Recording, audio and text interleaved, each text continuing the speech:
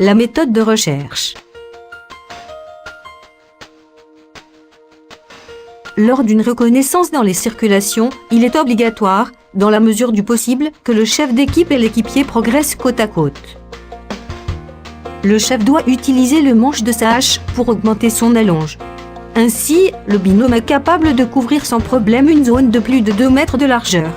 En procédant de la sorte, l'intégralité de la largeur d'un couloir est balayée dès le premier passage du binôme.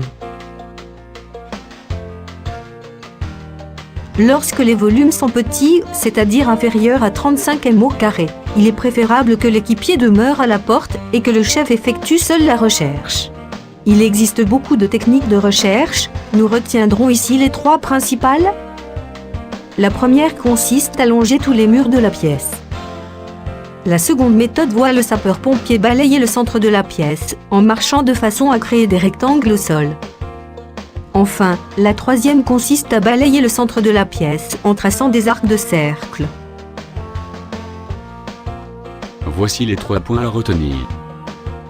Lorsque le binôme est dans un couloir, il doit progresser de front dans la mesure du possible. Si la surface d'une pièce est inférieure à 35 m², il est préférable que seul le chef d'équipe l'explore. Il existe 3 méthodes principales de recherche.